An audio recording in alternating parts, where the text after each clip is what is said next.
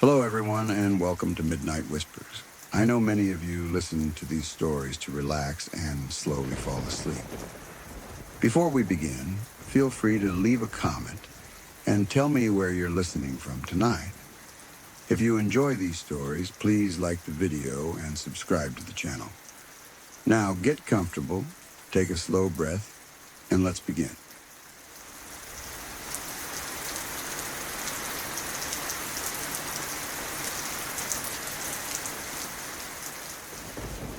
This is a story that has been passed down in fragments, carried through generations with a weight that never really lifts. Even now, long after the war ended and the world moved on, it still feels close, like something that happened just yesterday rather than decades ago.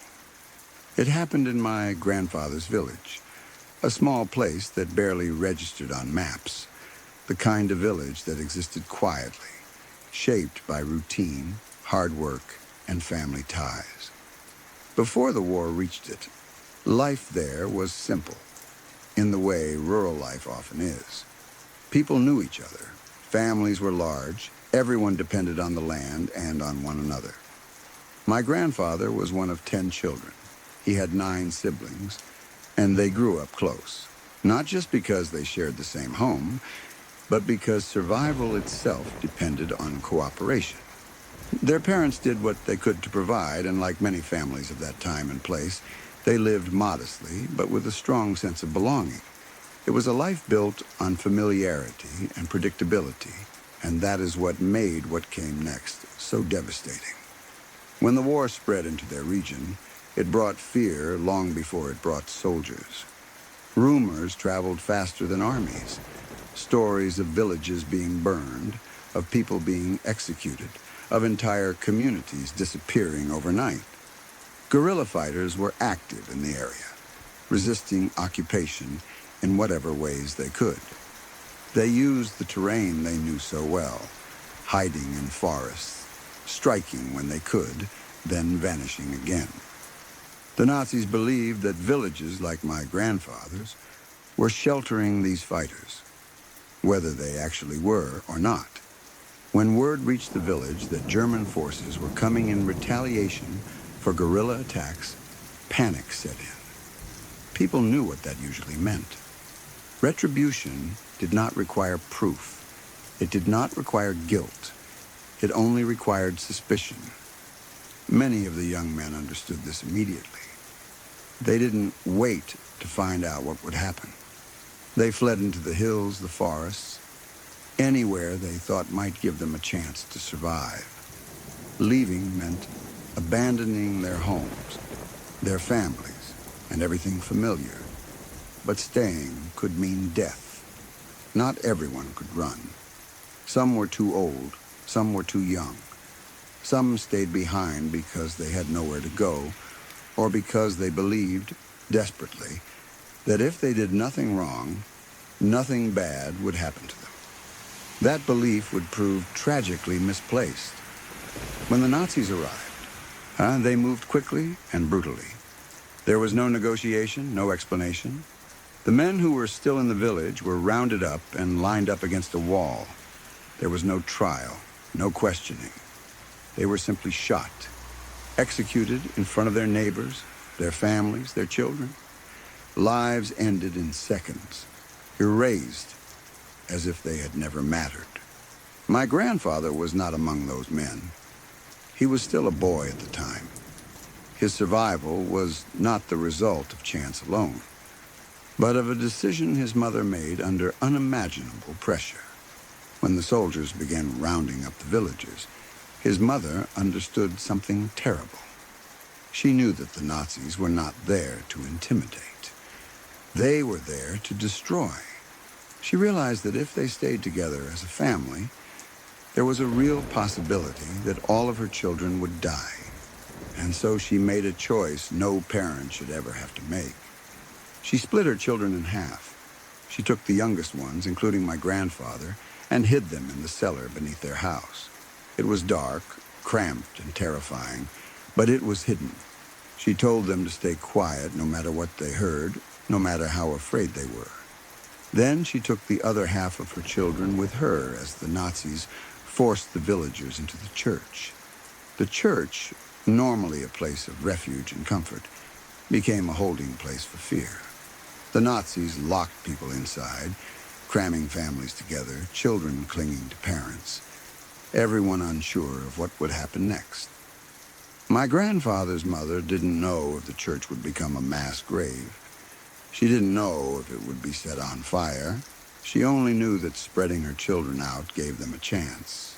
Not a guarantee, just a chance. While the villagers were trapped inside the church, the Nazis ransacked the village. They went from house to house, looting what they wanted, destroying what they didn't. Nearly every home was burned to the ground, including my grandfather's. In the cellar beneath that house, my grandfather and his siblings could hear it happening. They could hear boots on the floor above them. They could hear shouting, glass breaking, wood splintering. And then they could feel the heat. The house burned above their heads, flames consuming everything they had ever known. Smoke filled the cellar. The air grew thick and hard to breathe. They didn't know if the fire would reach them. They didn't know if the house would collapse. They were children, hidden underground, listening to their world being destroyed. Somehow, they survived. The fire did not reach them. The cellar held. When the destruction finally ended and the soldiers moved on, those children emerged to a village that barely existed anymore. Their home was gone. Their possessions were gone. Their sense of safety was gone. But they were alive. Those trapped in the church also survived that particular day, though many others in the village did not. Families were shattered. Parents lost children. Children lost parents. Entire bloodlines ended in a single afternoon. The survivors were left to mourn among ashes and ruins, surrounded by the silence that follows extreme violence. But the suffering did not end there. Sometime after the village was destroyed, the Nazis returned. This time they came not to burn, but to exploit. They forced the remaining young men and boys, including my grandfather, to work for them. They were made to build roads and fortifications, to carry materials, to labor under harsh conditions with little food and no choice. Refusal was not an option. Exhaustion, hunger, and fear became part of daily life. My grandfather was still growing, still a child in many ways, yet he was treated as expendable labor. He worked under the watch of armed soldiers, knowing that any mistake, any sign of weakness, could have fatal consequences. The trauma of what he had already witnessed did not earn him mercy. It only made survival harder. Despite everything, he lived. Against overwhelming odds, my grandfather and the siblings who survived that day in the cellar made it through the war. Not unscathed, not unchanged, but alive. Many members of the extended family were not so fortunate. Their names became memories instead of futures. Their stories ended too soon. The village itself never truly recovered. Even if it was rebuilt physically, something essential was lost. The sense of continuity, the trust that tomorrow would resemble today, the belief that home was permanent. The war left scars that could not be seen from the outside. My grandfather carried them quietly. Like many survivors, he didn't talk about it much. Not because it didn't matter, but because it mattered too much. Trauma of that scale doesn't always come out in words. Sometimes it shows up in silences, in habits, in fears passed down without explanation. His mother's decision that day defined everything that followed. By splitting her children, she ensured that at least some of them would live. It was an act of love born out of terror, a calculation no one should ever have to make. There is no way to measure the strength it took to walk away from the half of her children, not knowing if she would ever see them again. That choice echoes through generations. It is the reason I am here. the reason my family exists as it does today. Survival, in this case, was not heroic or triumphant. It was desperate, painful, and incomplete. It came with loss that never fully healed. When people talk about war in abstract terms, about battles and strategies and victories, stories like this are what get lost. This is what war actually looks like. Villages erased, families torn apart, children hiding underground while their homes burn, mothers making impossible choices, boys forced into labor by the same people who murdered their neighbors. The fact that my grandfather survived does not make the story less tragic. It makes it more complicated. Survival is not the end of suffering. It is the beginning of a long process of living with what you have seen and what you have lost. Even now, generations later, the weight of that history remains. It lives in family stories, in the knowledge of how close everything came to ending. It serves as a reminder of how fragile ordinary life is, and how quickly cruelty can descend when power is wielded without restraint. The village may no longer exist in the way it once did, but its story does, and as long as it is remembered, the people who were killed there are not completely erased. They are more than victims of history. They were fathers, sons, brothers, neighbors. They lived. They mattered. And because one mother made an impossible choice in the face of unimaginable violence, some of them survived to carry that memory forward.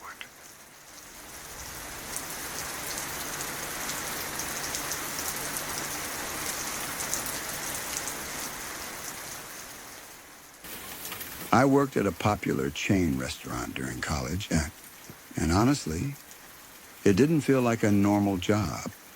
It felt like a second home. The staff wasn't just co-workers to me. We were close in that way. People get close when they spend long shifts together, deal with stressful rushes, and laugh through the chaos just to make it to closing time. Everyone knew everyone's story. We talked about school, relationships, money problems, family drama, and future plans. We joked around like siblings, argued like siblings sometimes too, but at the end of the day, we always had each other's backs. It was the kind of place where you could show up exhausted, and someone would still hand you a drink and tell you to sit down for a minute. We worked hard, but we had fun doing it. There was one cook in particular who everyone liked. He wasn't loud or obnoxious, but he had this easy way of making people laugh. He was always cracking jokes in the kitchen, always throwing out funny comments when things got stressful, always able to lighten the mood when we were slammed. He knew a lot of our regular customers by name, and he'd sometimes lean out from the kitchen window just to say something friendly to them. He had that good guy energy, like the kind of person you would trust without even thinking about it. He was also one of the hardest workers there. He never left early. He never complained. If the closing crew was behind, he would stay and help without anyone even asking. He was the type of employee managers loved, the type of coworker you were grateful to have on your shift. That's why it stood out immediately when he didn't show up. It wasn't like him at all. We all noticed it. At first, we assumed something small happened. Maybe he overslept. Maybe his phone died. Maybe his car wouldn't start. It wasn't uncommon for someone to run late once in a while, but the weird part was that he didn't call. He didn't text anyone. He didn't send a message to the group chat. It was just silence. As the hours passed, the mood shifted. The kitchen felt off without him. People kept glancing at the clock, expecting him to walk in at any moment. The manager tried calling him. No answer. Someone else tried too. Still nothing. We ended up scrambling to cover his station, and the whole shift felt slightly unbalanced, like we were missing a piece of the machine. I remember making change for customers at the register, watching the chaos behind me and thinking, this is strange. This is really strange. But even then, the worst thing I imagined was maybe a car accident or some kind of family emergency. That night after work, a few of us talked about it, and we all agreed it was out of character. People were concerned. Some were irritated, too, because being short-staffed makes everything harder. But mostly it was worry. The kind of worry you feel when someone who's usually dependable suddenly disappears. The next day, we got the answer, and it hit like a brick. He hadn't missed work because of an emergency. He had been arrested. At first, nobody wanted to believe it. The manager told us in a serious voice, like even he didn't know how to say it. The cook had been taken into custody after trying to kidnap a child at a school bus stop. The moment those words left his mouth, I felt like the room went cold. It didn't make sense. It didn't connect to the person we knew. It was like hearing the name of someone you love attached to something so horrible that your brain refuses to process it. We all just stood there. Some people laughed nervously at first, like it had to be some kind of mistake. Someone said, "No way, not him." Someone else said, "Are you sure it's the same guy?" But the manager confirmed it. It wasn't a misunderstanding. It wasn't a rumor. It was real. The rest of that shift felt like we were all moving through a dream. Customers were talking, laughing, ordering food, living normal lives, and behind the counter we were just numb. People kept pulling each other aside, whispering, asking questions, repeating the same sentences over and over. I can't believe it. He was always so nice. He was always joking around. He helped me close last week. He drove me home once. I've been alone with him before. Every time someone said something like that, it felt worse, like the story was crawling into every corner of our memories and poisoning them. And then, as if the arrest itself wasn't already enough, more details came out. Authorities searched his apartment. They found an enormous amount of illegal material involving children, thousands and thousands of images and videos. It wasn't one or two things hidden away. It was a collection, a stash, something that had been built up over time, carefully stored and kept. When I heard that number, my stomach turned. It wasn't just one sick mistake. It was a lifestyle, a secret life. The news got even darker when it was revealed that he admitted to harming multiple children in that apartment. When that information spread through our staff, it felt like a punch to the chest. It wasn't just an attempted kidnapping. It wasn't just illegal files on a computer. It was real victims, real lives, real trauma that couldn't be undone. And the worst part, the detail that made my skin crawl the most, was where it all happened. That apartment was not some random place far away.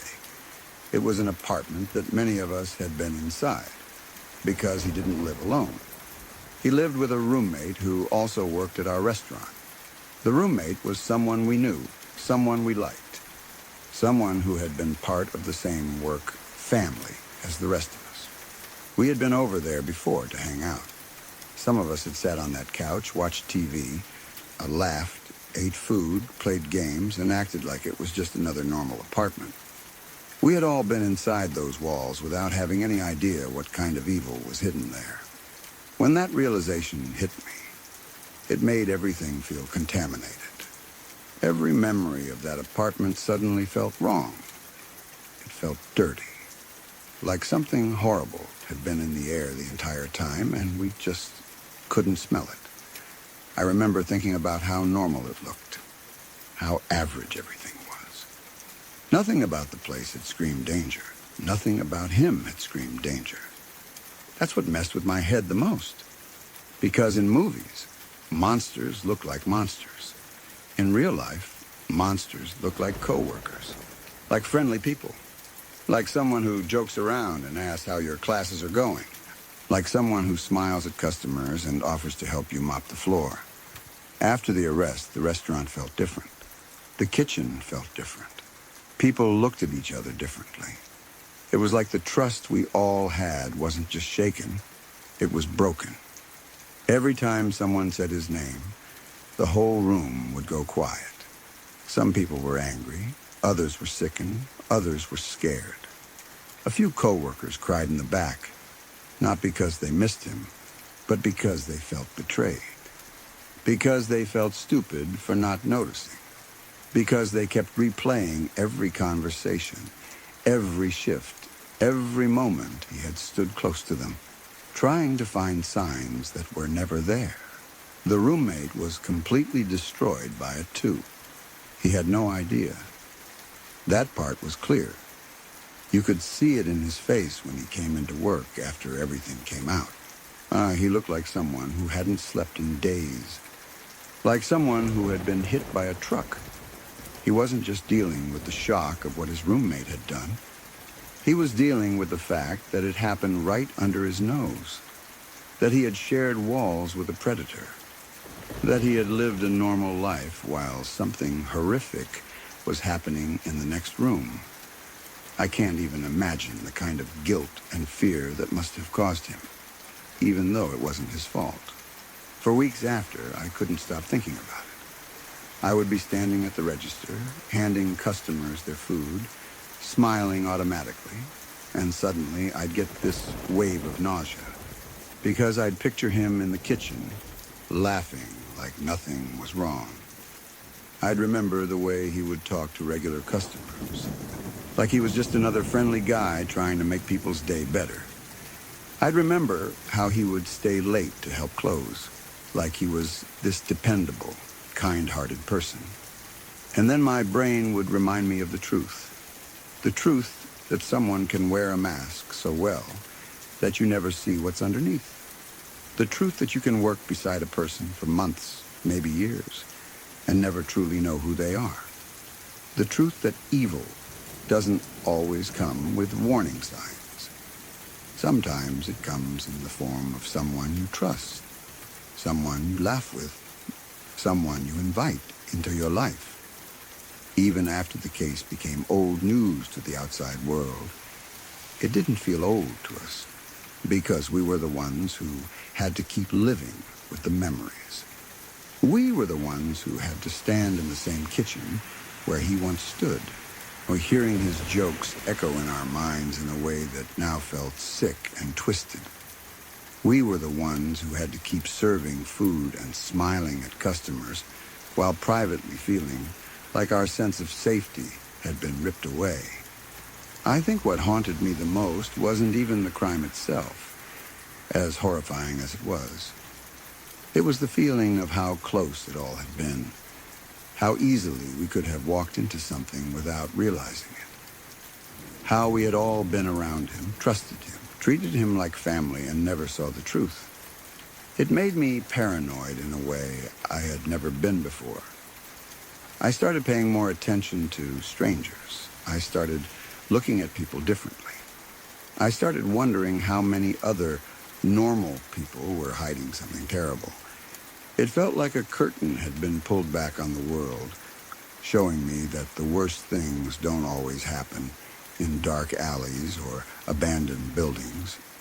Sometimes they happen in regular apartments, in quiet neighborhoods, behind doors that look just like everyone else's.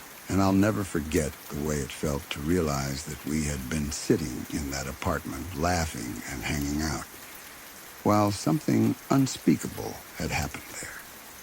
We had been inside the same walls. We had been feet away from the truth, and we had no idea. After that, I stopped believing I could always tell what kind of person someone was, because I had seen firsthand that the nicest guy in the kitchen could be the most dangerous person in the room. And the scariest part is that if he hadn't missed that shift, if he hadn't been caught that day, we all might have continued working beside him, trusting him, and never knowing what he was capable of. That thought still makes my stomach drop, because the world didn't change after that story. We did.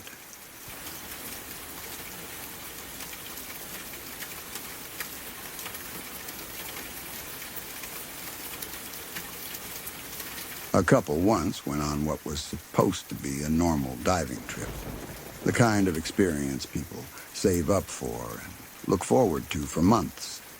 It wasn't supposed to be dangerous. It wasn't supposed to be a survival story. It was supposed to be a fun memory, something they could talk about later, laugh about later, maybe even show photos of later. The ocean was calm, the sun was bright, and the boat they were on was full of other tourists. There were organizers and crew members who ran the trip, people who had done this kind of thing many times before. Everything about it looked professional enough that nobody would think twice. People were excited, smiling, putting on gear, checking oxygen tanks, and preparing to jump into the water like it was just another day. The couple's names were Tom and Eileen Lonergan. They were not reckless people. They weren't trying to break rules or do something extreme. They were simply two people who wanted to explore the ocean together. They wanted to see coral, fish, and the kind of underwater beauty that most people only see on TV. And like everyone else on the boat, they trusted the system. They trusted that the crew would keep track of the divers. They trusted that someone would count heads. They trusted that there were safety procedures in place, because that's what you assume when you pay for a guided trip in the middle of the ocean. At some point, the group entered the water. One by one, divers disappeared beneath the surface, floating down into that silent underwater world.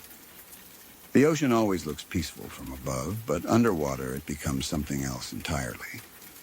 The light shifts, sound disappears, and the world feels distant and strange. Time behaves differently down there.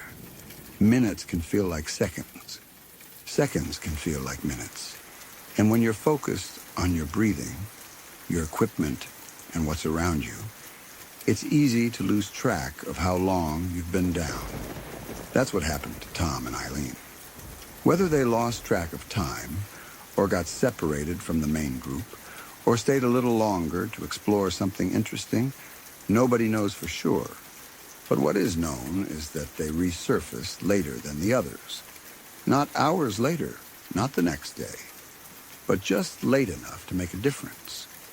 Just late enough that by the time they came up, the world above the water had already moved on without them. When they finally broke the surface, they probably expected to see the boat nearby. Maybe they expected to hear people laughing, crew members shouting directions, and the sound of an engine idling. That's what you would expect. You come up, you signal, and the boat comes to pick you up. It's routine. It's simple. But when they surfaced, there was nothing, no boat, no people, no sound of an engine, just open ocean in every direction. Imagine what that moment must have felt like. At first you wouldn't believe it. You'd probably blink, wipe water from your eyes, and look again. You'd probably spin slowly in the water, searching for the shape of the boat, convinced it had to be there somewhere. Your mind would reject the possibility that it was gone, because it's such an insane thought. A boat doesn't just disappear. A crew doesn't just forget you. A whole diving trip doesn't just leave two people behind. But the ocean is enormous, and boats can move fast. And once the boat is far enough away, it becomes a tiny speck against the horizon. And then it becomes nothing at all. That's when panic would start to creep in. Tom and Eileen were floating out there in their gear, surrounded by nothing but water.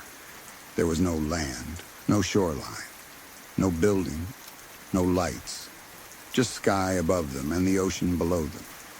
If you've ever been out in the middle of the sea, you know how terrifying it is. It isn't like being at the beach. There's no comfort in the distance. There's no sense of direction. The ocean looks the same everywhere. It's endless. It's indifferent. And the worst part is, you can't just swim your way out of it. You could swim for hours and still be in the same situation because you have no idea where to go. They would have tried to stay calm at first. They would have told each other the crew would notice soon. They would have told each other, they'll be back. They have to come back. They would have believed it because the alternative was too terrifying to accept. But time passed. Minutes turned into hours, and the boat never returned.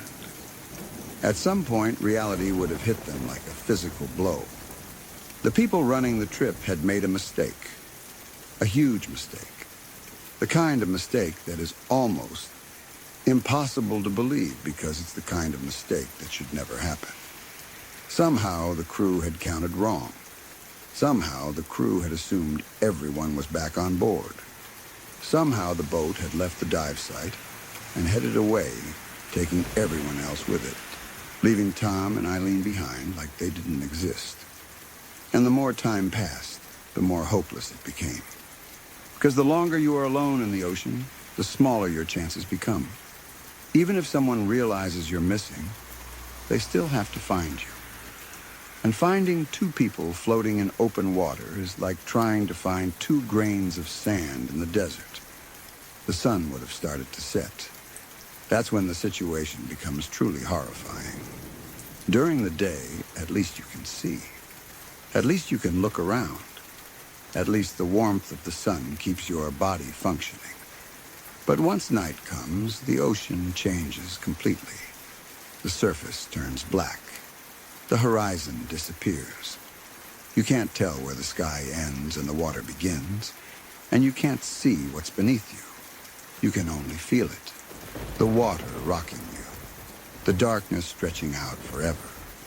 And the constant awareness that you are not alone in that water. The ocean is alive. And the creatures that live in the deep don't care if you are human. The night would have been cold. Even in warmer waters, being wet for hours drains your body heat. Your muscles cramp. Your skin shrivels. Your lips crack. You start to shake. You start to lose strength. And the worst part is, you can't rest. You can't lie down. You can't fall asleep. If you stop moving too much, you risk slipping under. So they would have had to keep themselves afloat, clinging to each other, trying to keep their heads above water, trying to stay awake, trying to survive minute by minute. The psychological terror of that situation is hard to describe, because it isn't just fear of death. It's fear of the unknown. It's the fear of hearing a splash nearby and not knowing what made it. It's the fear of feeling something brush your leg and wondering if it's seaweed or something else. It's the fear of staring into black water and realizing there could be anything under you. And then morning would have come. But morning doesn't save you. Morning just shows you that you're still there, still abandoned, still surrounded by endless ocean, still no boat, still no rescue, still no sign that anyone even knows you're missing. At some point, they would have realized the most painful truth of all. Everyone else on that boat had gone home. People were probably eating dinner, laughing about their day, talking about what they saw underwater. The crew members were probably cleaning equipment, closing out the trip, and thinking everything went smoothly, while 2 people were still floating out there, desperately waiting. That's the part that makes the story so horrifying, because it wasn't an accident like a storm or shipwreck. It wasn't a natural disaster. It wasn't some unavoidable tragedy. It was human error. It was forgetfulness. It was negligence. And because of that, 2 lives were slowly slipping away in the most helpless way imaginable. They had no food, no fresh water, no shade. The sun would have burned their skin during the day, and the cold would have drained them at night. Salt water would have dried their mouths and made them thirstier. Dehydration would have come quickly. Exhaustion would have made their arms and legs feel like lead. Every hour would have been a battle, just to stay conscious, just to stay afloat, just to keep hope alive. And still, they tried. Because when you're in a situation like that, your mind clings to hope, even when hope doesn't make sense. They probably kept telling themselves, someone will notice. They probably kept scanning the horizon for any sign of a boat. They probably kept waving whenever they thought they saw something. They probably kept shouting until their throats were raw. But the ocean doesn't carry voices far, and the horizon doesn't care how desperately you stare at it. Eventually, they found something they could write on. A board. A piece of material that could float. Something they could mark with a message. And they wrote the words that would later become one of the most heartbreaking details of the entire story. A message that said they had been abandoned. A message begging for help. A message that sounded like the last thing a person writes when they realize nobody is coming. We have been abandoned. Please help to rescue us before we die. Help! Just reading that sentence makes my chest feel tight. Because you can hear the desperation in it. You can hear the panic. You can hear the disbelief. It isn't poetic. It isn't dramatic. It's raw. It's the kind of message someone writes when they are terrified and running out of time.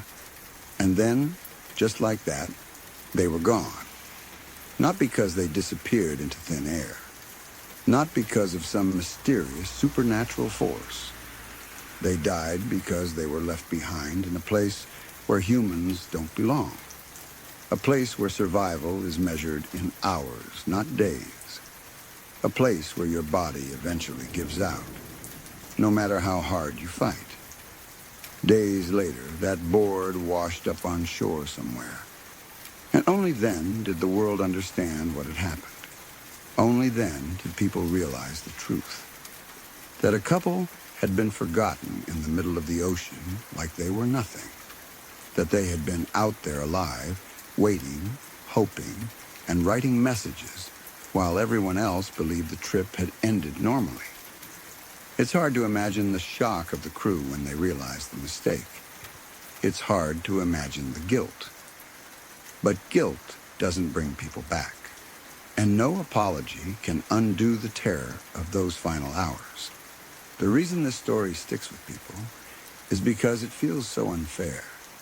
Tom and Eileen didn't do anything that deserved that ending. They weren't criminals. They weren't reckless thrill seekers. They were just two normal people who went on a vacation trip, trusted the people in charge, and paid the price for someone else's carelessness. It also sticks with people because it triggers a fear that most of us have deep down. The fear of being forgotten. The fear of being left behind. The fear of being surrounded by people one moment and then being completely alone the next. And the ocean is the perfect place for that fear to become real, because the ocean doesn't give second chances. The ocean doesn't care how good of a person you are. It doesn't care how loudly you scream. It doesn't care how much you want to live. It just keeps moving. And the scariest part is that if the board hadn't washed up, the world might never have even known exactly what happened. They could have simply vanished. Two missing divers lost at sea, case closed. No details, no message, no proof that they were abandoned, just silence. But the ocean returned their words, like it wanted people to know, like it wanted the world to understand that they didn't drown instantly, they didn't disappear right away. They were alive out there long enough to write a warning that mistakes can kill, a warning that safety rules matter, a warning that sometimes the most terrifying deaths aren't quick, they're slow, they're lonely, and they happen while the rest of the world continues like nothing is wrong. Later on, a movie was made based on this story. The film is called Open Water. And even though it's just a movie, it doesn't feel like fiction, because the real story is worse than anything Hollywood could invent. In the movie, the ocean is the villain. But in real life, the villain was something far more terrifying. It was human carelessness, because sharks, waves, and storms are expected risks of the sea. But being forgotten, being counted wrong, being left behind by the very people who were supposed to protect you, that's the kind of horror nobody prepares for. That's the kind of horror that feels impossible until it happens. And the worst part is, it did happen. To Tom and Eileen Lonergan, two people who went diving, surfaced expecting to see a boat, and instead saw nothing but endless water and the slow realization that the world had already left them behind.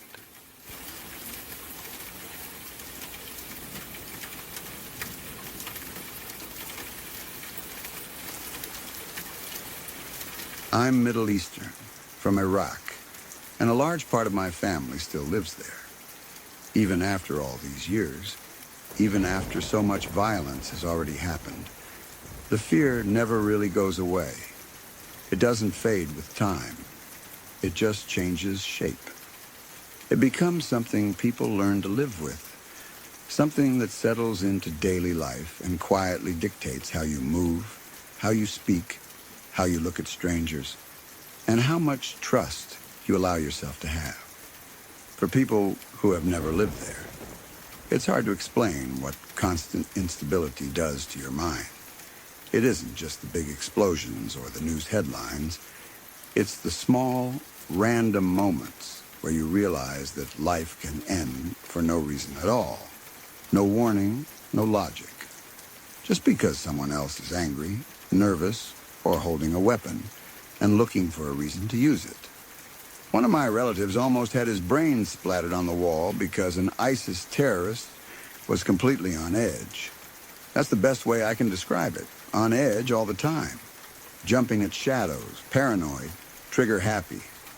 These people weren't always calm, calculated fighters. Many of them were mentally unstable, emotionally broken, or fueled by hate and fear. Their mindset was simple and terrifying. If it moves, make it stop moving.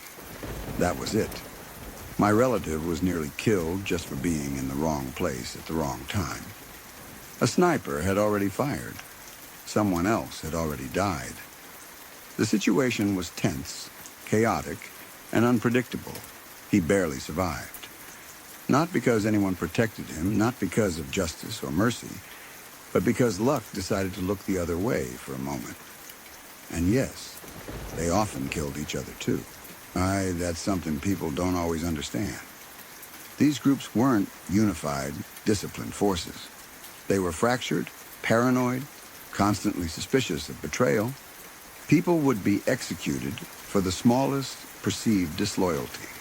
One wrong word, one wrong look, one rumor.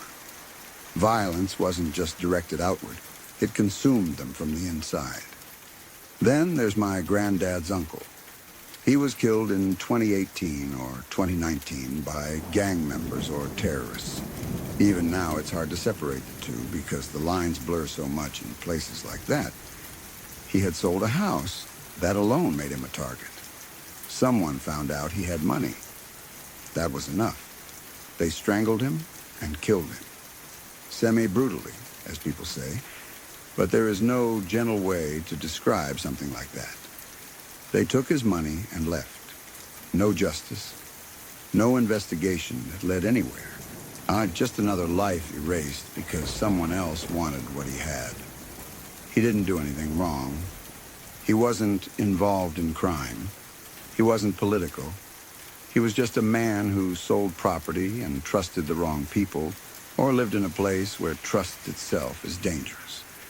My granddad never recovered from his brother's death.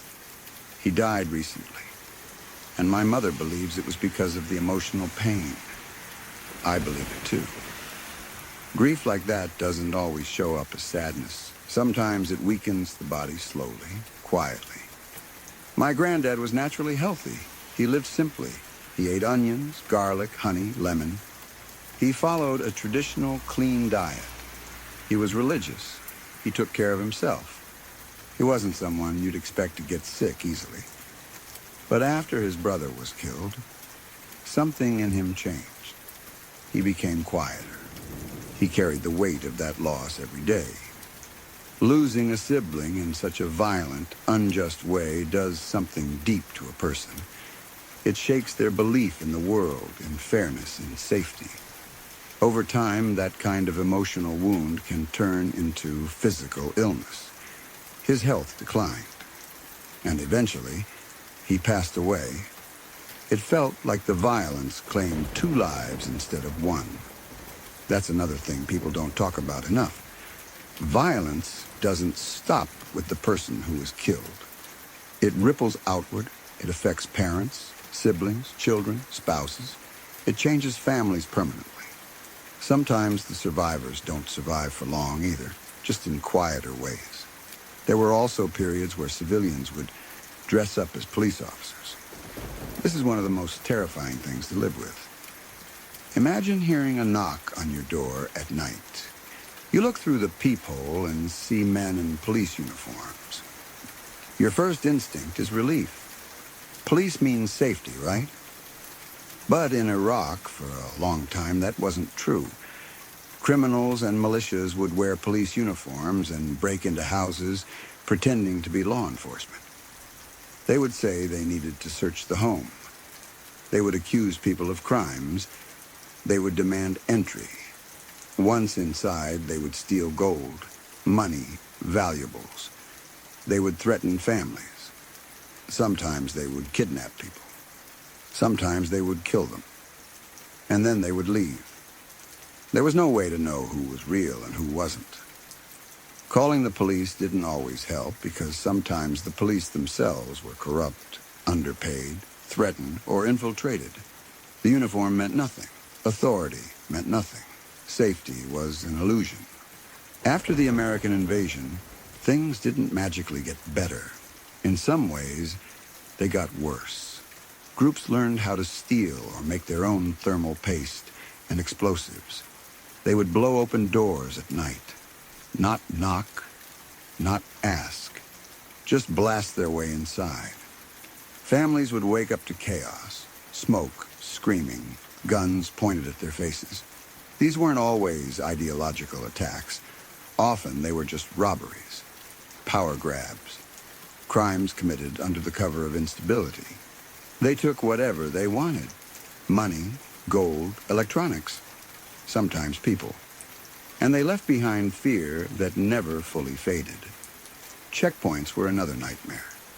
In theory, checkpoints are meant to protect civilians. In reality, they were often places of extreme danger. Armed men would stop you, look you up and down, and decide your fate based on your name, your accent, on your ID, or the way you prayed. They could violate your privacy however they wanted, search your car, question you aggressively, humiliate you. And if they decided they didn't like what they saw, that could be the end. Sectarian violence made everything worse. If you were Shia at a Sunni checkpoint or Sunni at a Shia checkpoint, you were in danger, sometimes deadly danger. The hatred between Sunni and Shia groups became so deep and so vindictive that people were killed just for belonging to the wrong sect. It didn't matter if you were peaceful. It didn't matter if you were religious or not. It didn't matter if you had never harmed anyone. Your identity alone could get you executed. That kind of hatred eats a country from the inside. Neighbors turned against each other. Old friendships broke. People stopped trusting anyone outside their immediate family. Even then, fear lingered. Because betrayal didn't always come from strangers. Sometimes it came from people you thought you knew. Living like that changes you. You learn to read rooms quickly. You learn to watch hands, eyes, tone of voice. You learn when to stay silent, when to speak, when to leave. You memorize safe routes. You avoid certain areas at certain times. You don't talk openly about politics or religion. You don't ask too many questions. You survive by staying invisible. What hurts the most is knowing that so many of these deaths were pointless. They weren't about justice or defense. They were about fear, greed, power, and hatred. Regular people paid the price: elderly men, children, families who just wanted to live quietly. When people talk about Iraq from the outside, they often reduce it to statistics or headlines: bombings, militias, terror groups. But behind every number is a story like this: a relative who almost died, an uncle who was murdered for money, a grandfather whose heart broke and never healed, families who learned to fear a knock on the door, and yet, despite everything, people there still find ways to live. They still love, they still pray, they still laugh when they can, they still share food, they still help neighbors when it's safe to do so. There is resilience there that is hard to put into words, but resilience doesn't mean the pain disappears. It just means people carry it and keep going. I think about my family often. I think about how close death has come to them so many times, how easily things could have gone differently, how unfair it all feels. And I think about how many similar stories exist that will never be told because the people who lived them didn't survive, or because speaking out is still too dangerous. This kind of fear doesn't leave you, even if you leave the place. It becomes part of how you see the world, part of how you understand how fragile safety really is, and part of how you understand that for many people— sorry to interrupt for just a moment. If you're new here, consider subscribing to Midnight Whispers for daily true horror stories that stay with you long after they're told, quietly unsettling and meant for the late hours. You can also turn on notifications so you're always here when a new story arrives and the night begins to stir again. Now, let's continue.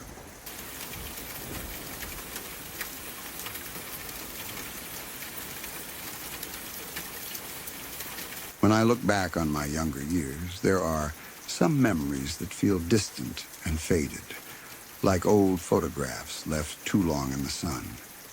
And then there are others that feel as sharp as the day they happened. This story is one of those.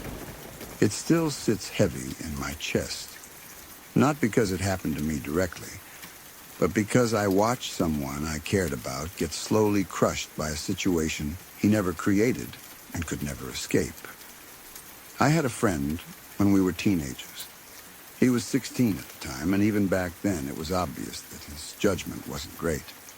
He wasn't stupid, not at all, but he led with his heart instead of his head, and once he latched onto something emotionally, he couldn't let go. That's what made him vulnerable. He was deeply in love with a mutual female friend of ours who was 17. He talked about her constantly, about their future, their plans, their dreams. He believed in them with a kind of certainty that only young people have, the kind that hasn't yet been broken by reality. When she got pregnant, everything intensified. Instead of panic, he saw purpose. He told me about the life they were going to build, how he wanted to be better than his own parents, how he was going to work, provide, and stay present. He talked about names, schools, what kind of father he wanted to be. He truly believed this child was going to give his life meaning and direction. And he believed, fully, that she felt the same way. For a while, it seemed like she did. Then everything fell apart. When she was about 5 months pregnant, she went on a family vacation to Germany. At the time, none of us thought much of it. It was just a trip, a break, something normal. But while she was there, she cheated on him with the son of one of her father's friends. Not a stranger, not a random mistake. someone close enough that it made the betrayal cut deeper. When she came back, she didn't ease into the truth. She didn't soften the blow. She ended things with my friend abruptly, and to both of our shock, she brought the guy she cheated with back with her. Just like that, my friend's entire future collapsed in front of him.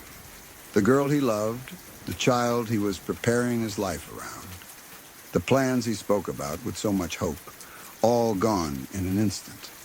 I had never seen someone so hollowed out so quickly. He was devastated. But even then, his focus stayed on his unborn child. He talked constantly about how he was still going to be involved no matter what, how he was going to show up, how he wouldn't disappear just because things didn't work out romantically. He was trying to hold on to something solid in the middle of emotional freefall. When the child was born, the situation became even more surreal. He was there, holding one of his ex's legs during the delivery. Her new partner held the other. That image alone says everything about how broken and humiliating the situation had become. And yet, he stayed. He swallowed his pride. He told himself that this wasn't about him anymore. It was about the child. For a few months, things were tense but relatively quiet. Then came the phone call. We were at the skate park together when his phone rang. I remember the look on his face changing as he listened. His ex was on the other end. According to him, her voice was flat, cold, almost mechanical. She told him he needed to go to the children's hospital immediately because something had happened to their baby. She didn't explain much. She didn't cry. She didn't reassure him. We didn't hesitate. We jumped into my truck and drove as fast as we could. The entire drive was silent except for the sound of tires on pavement and his shallow breathing. Fear has a sound, and it filled that cab. I didn't know what we were about to walk into, but I knew it was bad. When we arrived at the hospital, we ran inside and found the room where his child was being treated. But before we could even process what we were seeing, 3 people approached us. 2 detectives and a representative from Child Protective Services. They asked my friend if he had a moment to talk. The way they said it sent a chill through me. That was the moment I was told I couldn't go any further. I was pushed out to the lobby while they took him aside. I remember sitting there, staring at nothing, trying to understand how a hospital visit had turned into a criminal investigation in the span of minutes. What we later learned was horrifying. His child had been physically abused. Not lightly, not accidentally. She had 12 fractures, multiple bruises, signs of blunt force trauma to the back of her head. She was only a few months old. Hearing those details felt unreal, like my brain refused to accept them as facts. Someone had done this to a baby. During the questioning, the investigators focused heavily on my friend. He told me later that they used confusing language, contradictory statements, and deliberate misinformation to try to get him to slip up. They implied things. They suggested timelines that didn't make sense. They pressured him. They were looking for a confession, even though there was no evidence that he had ever harmed his child. After the interview, he was finally allowed to see his baby. The room was full of his ex's family. The moment he walked in, they turned on him. Accusations flew. Voices were raised. Some of it became physical. He was blamed immediately, without hesitation, without proof. Grief and rage filled the room, and he became the target. Eventually, things calmed down enough for actual conversation to happen. That's when the silence fell. In that quiet, his ex's mother admitted something. She said she might have played with the baby too roughly a few times. This wasn't whispered in private. It was said in front of my friend, the family, a nurse, a doctor, and the CPS representative. It mattered, or at least it should have. It was also important to understand that her mother was heavily dependent on pain medication due to severe medical issues. That dependency was known. It wasn't speculation. Despite that admission, no one was charged. Instead, everything became worse. CPS opened a case against both parents. For 3 years, the child was made a ward of the state. 3 years of supervised visits, court dates, evaluations, stress, fear, and uncertainty. 3 years of my friend living under a microscope, knowing that one wrong word or expression could cost him everything. In the end, no one was found guilty. Not my friend. Not his ex. Not her mother. No one. And yet the damage was already done. The child was returned to the mother, who then began another legal battle. For 3 more years, she fought to sever my friend's parental rights entirely. The claims were brutal: mental instability, substance abuse because he smoked marijuana, failure to protect his child even though he wasn't present when the abuse occurred. He was painted as a monster, a drug addict, a narcissist, a sociopath, a child abuser. None of it backed by evidence. But once those labels enter the system, they don't leave easily. He was dragged through courtrooms and evaluations while trying to hold on to the right to see his child. And through all of it, I stayed close. I was his main support. I watched him unravel slowly, piece by piece. This experience destroyed something inside him. He became paranoid. And honestly, I don't blame him. He's terrified to speak to therapists or professionals about what he went through. He believes, probably correctly, that anything he says could be documented and used against him later. That admitting pain could be twisted into proof of instability. That asking for help could cost him the limited visitation he fought so hard to keep. So he doesn't talk. Not to doctors, not to counselors, barely to friends. He started pulling away from reality, not because he wants to, but because it's the only way he knows how to survive. He avoids phone calls. He limits communication. He lives in his own head, carrying trauma with no outlet. He tells me he makes music to cope. I've never heard it. I don't know if he's afraid to share it, or if it's too personal, or if it's the only place he allows himself to be honest. I just know that something in him is fading, and I don't know how to stop it. I check in when I can. I try not to push too hard. I try to remind him that he isn't alone, even when he acts like he wants to be. It's a careful balance. Too much concern feels like surveillance to him now. Too little feels like abandonment. This whole situation changed how I see the world.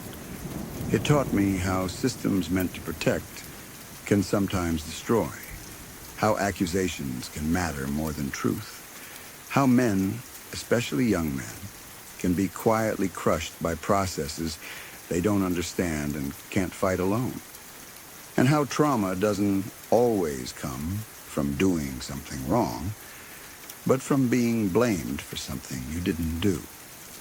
I think about that baby often. I think about how much pain she went through before she was even old enough to understand the world. I think about how adults failed her in different ways.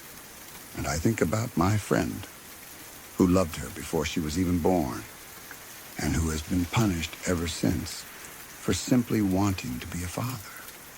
If you ever read this, I want you to know something. I love you, bro.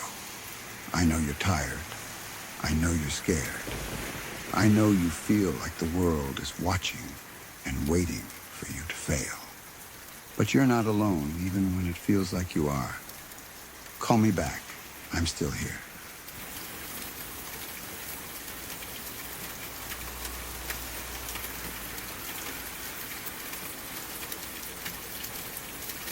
This is one of those stories that feels unreal even when you know it's true. It doesn't feel like something that should exist in real life. It feels like a movie plot. The kind you'd say was too extreme or too cruel to be believable. And yet, this happened to someone I knew. Not a friend of a friend. Not a rumor. Someone I lived with. Someone whose life brushed right up against mine in a way that still makes my stomach turn when I think about it. This happened to my ex-roommate. At the time, she was married and living with her husband in an apartment in the Bronx. From the outside, their life looked messy but ordinary. They weren't rich, they weren't stable, but they were surviving. Her husband worked at a meat processing plant, a physically demanding job with long hours. Like a lot of people in tough situations, they coped with stress through heavy drinking and drugs. It wasn't healthy, but it was their normal. At his job, her husband became friends with a co-worker who was struggling. The guy was down on his luck, barely getting by, and needed a place to stay. My ex-roommate and her husband agreed to let him crash with them. It was supposed to be temporary. A few weeks, maybe a month. Just helping someone out. He ended up living with them for several months. During that time, the co-worker didn't just share the apartment, he shared their lifestyle. He partied with them, drank with them, used drugs with them, boundaries blurred quickly.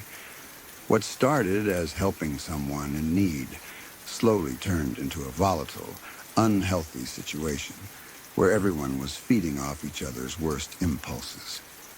Eventually, paranoia crept in. Her husband started accusing her of cheating on him with the co-worker. Whether there was any truth to that or not doesn't really matter. What matters is that the accusations escalated. Arguments became frequent, loud, explosive. And then they turned violent. Her husband began beating her. The apartment became a pressure cooker. Drugs, alcohol, jealousy, and resentment all mixed together in a closed space with no escape. The coworker stayed, watched, and kept partying with the husband anyway. It was like no one had the ability or the will to step back and stop what was happening. Then one night, everything broke. The husband and the coworker were partying again, drinking heavily, probably high. At some point, they started fighting. This wasn't unusual anymore, but this time it didn't stop at yelling or shoving. The fight spilled out into the hallway of the apartment. And that's where the co-worker stabbed him. My ex-roommate was in the bedroom when it happened. She heard shouting, then sounds she couldn't immediately place. A struggle, chaos. She came out of the bedroom and saw her husband on the floor, covered in blood. That image alone would be enough to destroy most people. But it didn't end there. The co-worker turned on her. He threatened her, told her to get back into the bedroom. He tied her up, restraining her so she couldn't move. He told her not to worry, that he would deal with her later. The casual way he said it made it even more terrifying. Like she was just another problem on a list. She was left alone, tied up, not knowing if she was going to live or die. While she was restrained in the bedroom, the co-worker dragged her husband's body into the bathroom. And then he dismembered him. Completely. This wasn't quick. It wasn't impulsive. It took hours. Hours of sawing, cutting, separating. The kind of act that requires time, effort, and a level of detachment that's hard to comprehend. All of it happening in the same apartment where she was lying helpless, listening, imagining, waiting. At some point, he began disposing of the body. He put parts into black trash bags. He dragged them out of the building. He dumped them in random places throughout the neighborhood. Alleyways, trash areas. Places people passed every day. One of the most disturbing details is that they later found the husband's penis and testicles displayed outside his workplace. That detail alone tells you this wasn't just about getting rid of evidence. It was about humiliation, rage, control. This went on for hours. Eventually, her brother came to check on her. He was around the apartment often, even when I lived with her later, and something must have felt off enough for him to show up. When he got there, he found her tied up in the bedroom. They called the police. By that time, the coworker was already gone, but not for long. He was located and arrested. The pieces of what happened were slowly uncovered as investigators traced the body parts, the timeline, and the movements through the neighborhood. The case made the news. It wasn't a small story. It appeared in major outlets, including the New York Times. If you search for it, you'll find it under Bronx Killings. It's all there in black and white. Cold facts, quotes, photos, timelines. But reading it on a screen doesn't prepare you for the reality behind it. Here's the part that still makes me feel sick. I lived in that exact apartment later. I didn't know. For months, I slept there. I cooked there. I sat on the floors. I leaned against the walls. I lived my life in a space where something unspeakable had happened. Completely unaware. No warning, no disclosure. Just four walls holding a history I couldn't see. When I finally found out, it hit me all at once. The bathroom, the hallway, the bedroom. Every ordinary detail of the apartment suddenly felt wrong, like the space itself was lying to me. It's hard to explain how unsettling it is to realize that the place you considered your home was once the scene of something that horrific. I started imagining everything in reverse, where she was tied up, where he dragged the body, where he stood while making decisions no human should make. And the worst part is knowing how easily it all started. One act of kindness, letting someone crash on a couch. One unchecked habit. Drugs and alcohol becoming the glue of a household. One escalation. Jealousy turning into violence. There was no single moment where this suddenly became evil. It slid there slowly, step by step, until it reached a point of no return. This story scares me not just because of how violent it is, but because of how ordinary the beginning was. People let friends stay over all the time. People party. People fight. People make bad choices. None of that feels extraordinary. Until suddenly it is.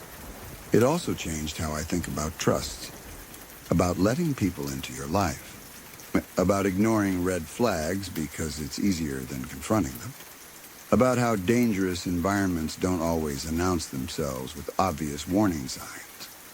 And I think about her often, about the trauma she must carry, about the hours she spent tied up, listening, waiting, not knowing if she'd survive, about losing her husband in the most brutal way imaginable, about having her home turned into a crime scene and her life into a headline. And then I think about myself, unknowingly living in that space later, and how close horror can be to normal life without us ever realizing it. That apartment looked like any other place in the Bronx. That hallway looked like any other hallway. That bathroom looked like any other bathroom. And that's what makes it so disturbing. Because evil doesn't always leave visible marks. Sometimes it just moves out, gets arrested, makes the news, and leaves behind a space where someone else will one day unpack boxes and call it home, never knowing what happened there before. Until they do. So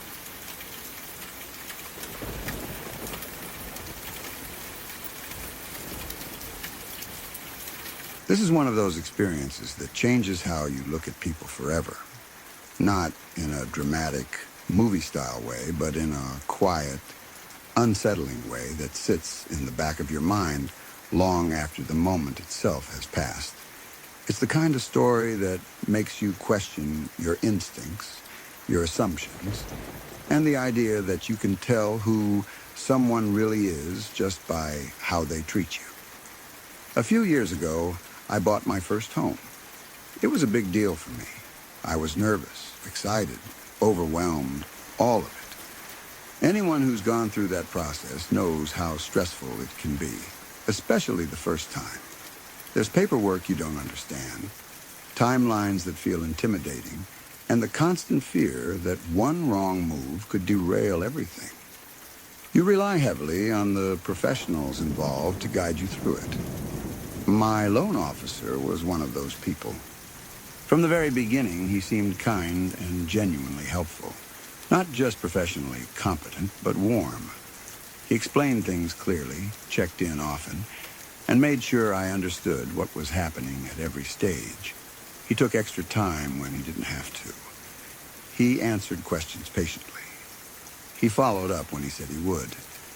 Compared to some of the horror stories you hear about lenders, he made the process feel surprisingly smooth. I trusted him. More than that, I liked him. He came across as approachable and thoughtful, someone who took pride in helping people reach a major life milestone. There was nothing about his behavior that raised even the smallest red flag. If anything, he seemed like one of those rare professionals who actually cared. The purchase went through without any major issues, and I moved into my new home feeling relieved and proud. For a while, life moved on. The loan officer became just another name in my email history, someone I associated with a positive experience. Then, a few months later, I needed to ask some routine questions about paying my taxes. Nothing complicated. Just normal homeowner stuff you don't really think about until you suddenly have to. I called the office, expecting to be transferred to him like before.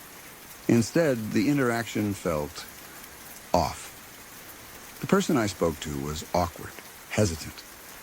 They didn't immediately connect me to him.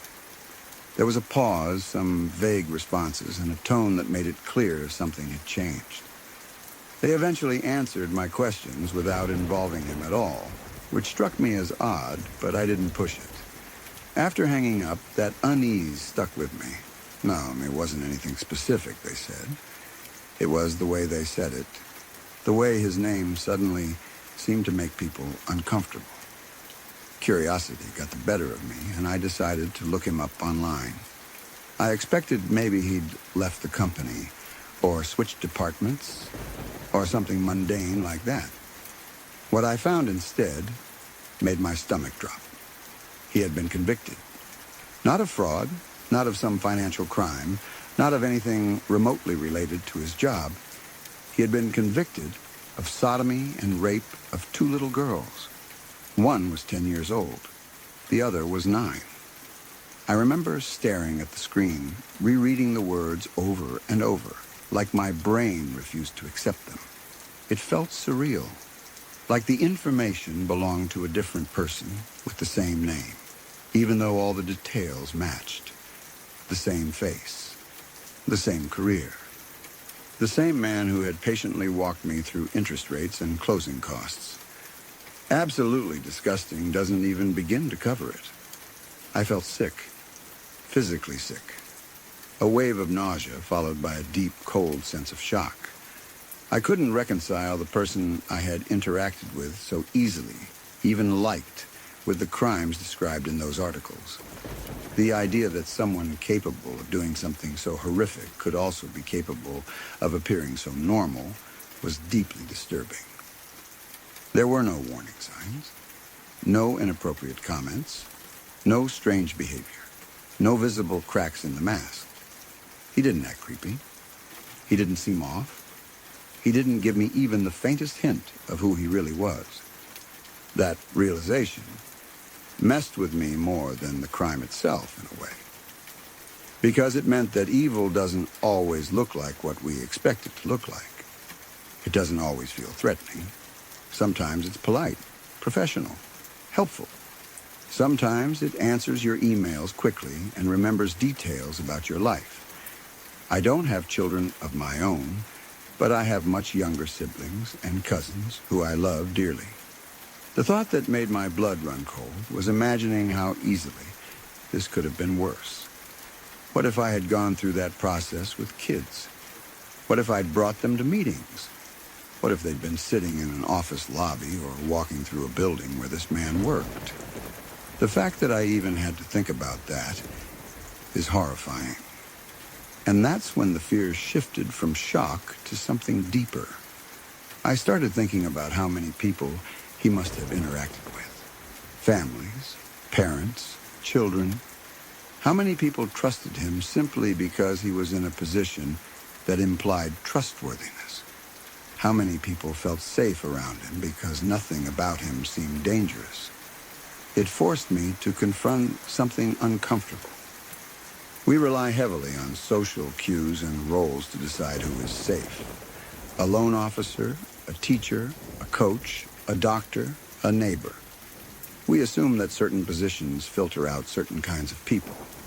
We assume that background checks, systems, and institutions protect us. But they don't always. And when they fail, the consequences can be devastating. What really haunted me was the contrast.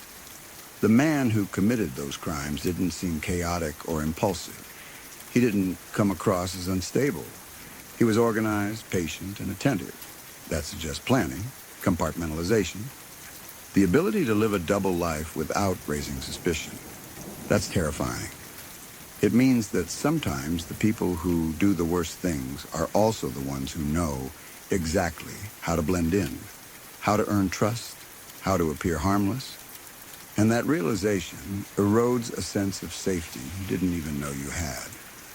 After that, I found myself replaying past interactions in my head. Emails, phone calls, meetings. I looked for something I might have missed. A weird comment, an uncomfortable moment. Something that could have tipped me off. There was nothing. And that's the part that sticks with me. It made me more cautious, but also more unsettled. Because if there's no clear way to spot someone like that, what are you supposed to rely on? Instinct? Instinct failed here too because there was nothing to trigger it. It also made me think about the victims. 2 little girls, 9 and 10 years old. Children whose lives were altered forever. While I was thinking about interest rates and escrow accounts, those families were dealing with unimaginable trauma. That contrast made me feel guilty for even focusing on my discomfort. My unease was nothing compared to what those kids endured. And yet my experience was still real. It was still disturbing to realize how close I had been to someone capable of that kind of harm. Not physically close in a dangerous sense, but socially close. Trust-based close. It changed how I talk about people now. I'm more careful when I hear phrases like, "He seems like such a nice guy," or "You'd never expect it from her." Because that's exactly how these situations happen. That's how predators survive in plain sight. They don't look like monsters. They look like coworkers, professionals, neighbors. I also think about how often people dismiss concerns because someone has a good reputation or a friendly demeanor. How often victims aren't believed because the accused doesn't seem like that kind of person. How damaging that mindset can be. This experience reinforced something important for me. Liking someone does not mean knowing them. Professionalism does not equal morality. Kindness in one context does not erase cruelty in another. People are capable of extreme compartmentalization. And sometimes the most dangerous individuals are the ones who understand exactly how to earn trust. I still live in that house. I still remember the excitement of buying it. But now that memory is permanently attached to this other realization. That even during moments of achievement and happiness, there can be hidden shadows you don't see until later. Every once in a while, I think back to that Google search, to the moment when the screen loaded and the truth hit me. That sudden shift from confusion to horror. That sinking feeling in my chest that told me something fundamental about the world had changed. I don't know what happened to him after his conviction. I don't want to know. What matters is that he was caught, that there was accountability, and that his victims were believed. But the lesson stays with me. Not in a paranoid way, but in a sober one. You never really know who someone is behind closed doors. You can share polite conversations, work together, even admire someone's professionalism, and still have no idea what they are capable of. That's a scary thought, but it's also a necessary one. It reminds me to stay alert, to listen when people speak up, to take discomfort seriously, even when it doesn't come with obvious proof, and to protect the people I love as best I can, knowing that danger doesn't always come wrapped in obvious warning signs. That man helped me buy a home, and he also destroyed the lives of 2 children. Holding those 2 truths in the same mind is something I'll never If you're still here, then these stories didn't simply fade away. They settled in. Every story you heard tonight came from real moments, real people, and real situations where something felt off or nearly went wrong. If you want to keep exploring stories that linger in your thoughts long after the night grows quiet, consider subscribing to Midnight Whispers. There are more stories waiting in the dark, and not all of them let you leave in time.